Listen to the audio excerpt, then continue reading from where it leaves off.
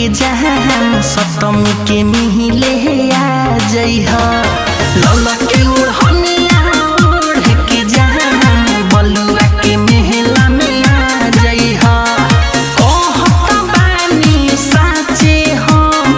कहत बानी साचे हम बतिया जान भुला जइहा लौला के ओढ़निया ओढ़ के जहान बलुआ के मेहला में आ जइहा लौला के ओढ़निया ओढ़ के जहान सप्तमी के मेहले आ जइहा।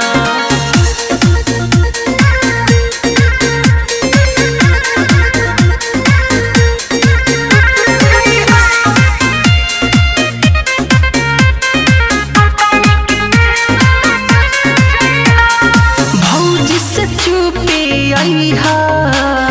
करिहा जन